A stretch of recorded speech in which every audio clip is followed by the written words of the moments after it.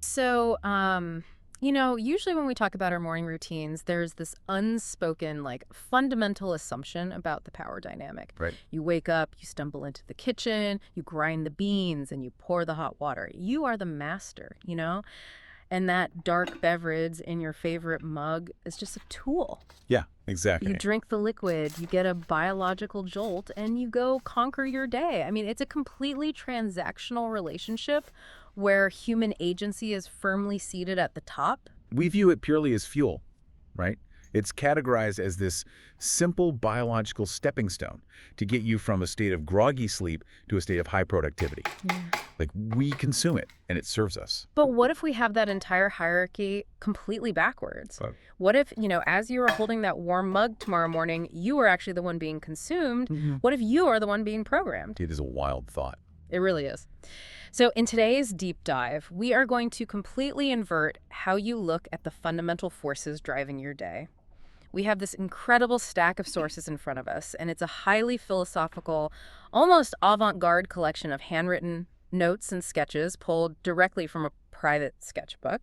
And the entire collection is centered around this singular concept of Kohi, which is coffee. And I think it's important to note right away that this reads less like a barista's recipe book, and much more like the manifesto of a caffeinated philosopher who believes they've, peeked behind the veil of the universe. Totally. It's an exploration of a concept the author literally calls the physics of coffee. Okay, let's unpack this because visually the nature of these notes is just stunning. We are looking at thick, unlined paper filled with this looping, erratic, almost frantic handwriting. Yeah, the visual style is intense. All right, there are cryptic, poetic phrases scattered around little stick figures and these sprawling, organic root systems.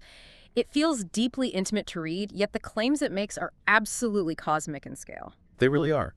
The author establishes their central premise on one of the very first pages, writing out in large letters, "Physics of coffee rules the whole reality." Wow.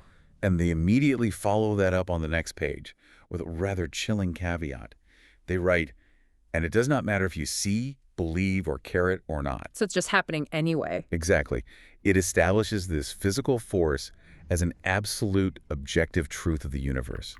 It operates entirely independently of human validation or awareness. That concept of an invisible physics ruling us actually leads right into a sketch in the notes that honestly just stopped me in my tracks. Because if this force is real, you have to wonder how it physically interacts with our world. Right. There's this drawing of what looks like a root system, but it also heavily resembles a human nervous system. Yeah, and the ambiguity of that drawing is entirely deliberate. It bridges the botanical and the biological. Oh. It shows these winding, reaching tendrils connecting two circles labeled earth and air. And the text spiraling around those roots asserts that this force is pulling the direction ahead and rooting its existence. It goes on to say that it grows its presence in any space awake. Any space awake. I mean, I love that phrasing, but I'm trying to wrap my head around what it actually means in practice. Well, so it implies that consciousness or human wakefulness isn't just a subjective state of being for us. It is literally a territory. A territory. Right. Think of it as a physical space, an environment that the coffee plant is actively colonizing and expanding into. Oh, wow. Okay, that makes me think of myself at 2:00 p.m. yesterday. I was sitting at my desk, staring at a blank screen, totally depleted. I made an espresso, and 10 minutes later, my fingers were flying across the keyboard. The classic afternoon jolt. Exactly. I literally felt like a machine that just got plugged into the wall. So you're telling me that wasn't my motivation? That was the bean taking the wheel. Yes. Like a reverse matrix situation. What's fascinating here is the incredibly provocative question the author poses to the reader right next to that root drawing. They write, "Tell me, human, tell me the energy coffee consumes to make you produce anything." Wow. That totally flips the script. I'm walking around thinking I drink coffee to get energy to finish my spreadsheet or clean my garage. But in this framework, Right. In this framework, I'm just the hardware.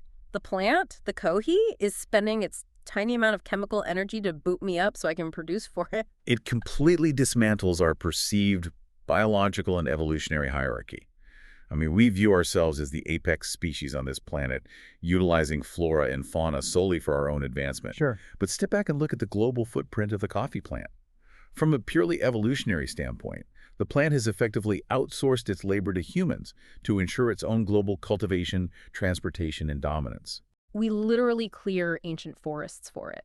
We build massive shipping infrastructures, Mm. design specialized machinery, and we have historically created entire global trade routes centered around the transportation of this one little bean. And we can actually trace how it reprogrammed our history.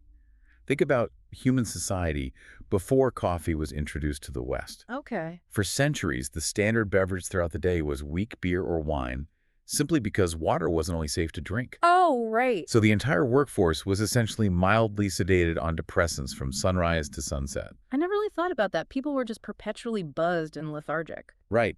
Then suddenly, this bean arrives. It shifts the entire population from a depressant to a potent stimulant. Historians often point out that the introduction of coffee houses coincided directly with the Enlightenment and the Industrial Revolution. That is wild. It physically rewired the human workforce. By expending a minuscule amount of chemical energy, the synthesis of caffeine within its leaves and seeds, the plant compelled a vastly more complex, energy-hungry organism to build a new world for it. We do all the heavy lifting. Exactly. The plant just sits in the foil and we move mountains to bring it water and spread its seeds across continents. So, okay, if one plant is manipulating human history to physically produce its reality across the globe, that brings up a massive and honestly kind of uncomfortable question about agency. It really does. The notes lean right into this with a simple drawing of a stick figure. In one hand, it's holding out the word coffee. In the other hand, the word human. And the text surrounding it issues a direct challenge. Tell me, human, who is more conscious compared to its ability to generate context? The author is redefining the very metric of consciousness here. It's no longer about passing a mirror test, having internal monologues, or that basic self-awareness. Okay, wait, I have to play the skeptic here because my brain naturally rebels against this. Fair enough. Conscious. I mean, it is a roasted bean. I can grind it up into dust and pour boiling water over it. How does a literal bean generate context? How can you even attempt to compare a plant's consciousness to a human mind that can design a rocket ship or write a symphony? Because, in the framework of these notes, the symphony and the rocket ship are the context generated by the coffee. Wait, really? Yeah. Yeah. Think about how the plant actually works inside you. Caffeine doesn't magically give you new energy. It chemically alters your neurochemistry. It binds to your adenosine receptors. Those are the specific receptors in your brain that tell you you're tired. Uh-huh. It blocks the fatigue signal. So it's basically tricking my brain into ignoring its own limits. Exactly. It forces an unnatural state of constant output. Now look at another keynote in the collection that addresses your exact skepticism. Okay. The author asks, where does coffee holding its memory? And then follows it up with a critical mechanism. How does it make you compute? How does it make you compute? So we really are just the processors. Right. In this paradigm, consciousness isn't housed in the soft, squishy tissue of a human brain. Consciousness is measured by structural output and environmental influence over time. That is such a huge shift in perspective. We are the biological processors, but the coffee is the underlying software dictating that the processing must occur. I see. So its memory isn't stored in neural synapses inside the bean. Its memory is stored externally. It's stored in the code we write while we're caffeinated at 2 a.m., the skyscrapers we design, the rapid-fire societal structures we build. If we measure consciousness by the ability to generate context, meaning the ability to shape reality, to create a built environment, to organize incredibly complex social systems, then coffee's context is the entire modern industrialized world. Wow. By that metric, the plant is undeniably winning the consciousness contest. Okay, so if one person drinking coffee is just a single biological processor booting up, what happens when you network billions of those processors together every single morning? Are we building a hive mind? It certainly points that way. Because the author introduces this profound metaphor for human society that seems to lead exactly there. They describe us collectively as a programmable printing press sourced by the intelligence fed. It's a brilliant conceptual leap. It moves the analysis from the individual biological scale up to the macroscopic societal scale. We become a massive automated system. Here's where it gets really interesting. Think about how we interact when we are highly caffeinated versus when we aren't. Right. The notes compare coffee to an almost open source algorithm that overrides our normal programming.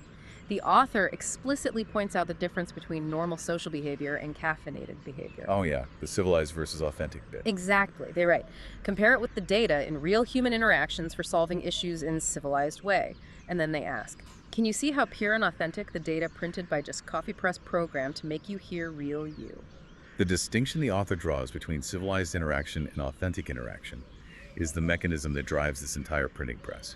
What exactly do they mean by civilized versus authentic in this context? Because those words carry a lot of weight. Think about it like this. Yeah. A civilized human mind is hesitant. It second guesses. It filters itself constantly due to social anxiety, politeness, or self-preservation. It conserves energy. Right, we hold back. But remember what we said about coffee blocking adenosine. By artificially blocking that fatigue and stimulating the central nervous system, it lowers the inhibition to act. It strips those civilized filters away. It just bypasses them entirely. Exactly. It forces the printing press to run at maximum capacity, making you output the real you without the usual societal drag. It turns a contemplative human into an extraction machine of pure, raw thought. And what happens to all that pure, authentic, high-speed data? Where does it go? Because the notes don't just leave that question hanging in the air. They introduce the concept of the Kohi Republic of Coffee. It sounds like a physical nation, but it's not. It is a sovereign entity of influence and extraction, a network. The text asks a very pointed question about modern output. They ask, what happens if you have that much of people keeps generating wealth? Think how you feed that bank with your data. Wait, hold on. I get how my caffeinated focus helps my boss or my company generate financial wealth. I understand capital. But you're losing me on the data part. How is the plant extracting my data? Where is this bank? If we connect this to the bigger picture, it is a stunning, abstract critique of our current data-driven reality. We always default to thinking of wealth as just money. Sure, dollars and cents. But the notes are arguing that the real wealth being generated is human behavioral data. When you are caffeinated in a hyper-productive flow state, you are sending rapid-fire emails, coding, consuming media, interacting digitally at lightning speed. Oh, I see. You are generating a massive footprint of authentic human behavior and output. So the bank isn't a vault of cash. It's the collective sum of all our unfiltered, caffeinated actions shaping the digital and physical world. Precisely. We are the programmable printing press. And all of that productivity, all of that raw data extraction is overseen by the Kohi Republic. The coffee is the necessary catalyst for the ultimate global data mining operation. So we have this reality ruling plant. It's outsourcing its physical labor. It's generating vast societal context through our built world. And it's extracting our raw, unfiltered data into its invisible republic. It is quite the resume. Seriously. Yeah. And it leads us to the ultimate question. To what end? What is the actual purpose of this vast network? The author addresses this in a section that feels deeply poetic, but also incredibly clinical. They outline what they call the summary of the economy of this business. It is the economy of the soul, effectively. It describes the transaction at the deepest level of human experience. There is a translated note here that outlines this core economic process. It essentially says the goal is to neutralize the maximum human mind with the minimum amount of nourishment. When I read that, it instantly reminded me of the concept of a minimum viable product in the tech world. You don't expend the resources to build a massive, complex machine if a simple, lightweight script will achieve the exact same goal. Or, if you look at it from a pure management or engineering perspective, it's about optimizing efficiency to an almost ruthless degree. Yes, exactly. Think about an espresso shot. It has practically 0 calories. It offers no actual biological nourishment or sustenance to the human body. Nothing you need to survive. Right. Yet that tiny shot of dark liquid is enough to neutralize your wandering mind. It stops you from daydreaming, it erases your existential dread for an hour, and it locks you into a specific repetitive task.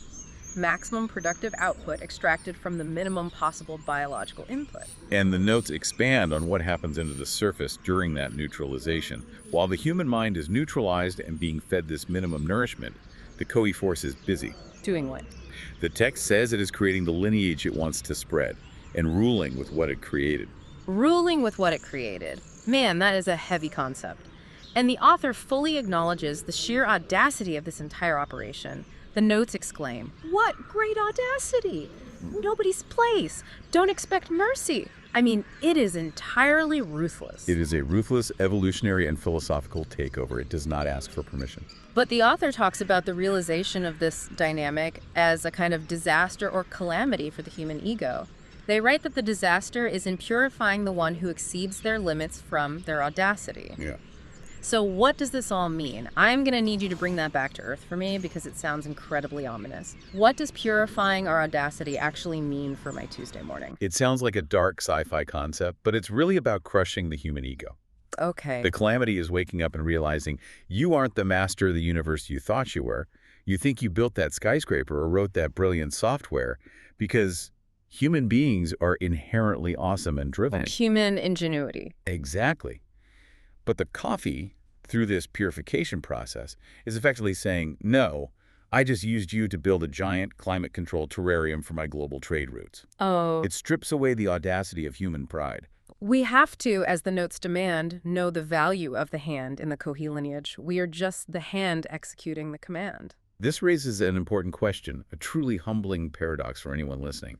It forces us to confront the nature of human production versus the energy consumed by external stimulants. Yeah. Every glass skyscraper erected, every line of groundbreaking code written, every piece of art created late at night, are our greatest achievements truly our own?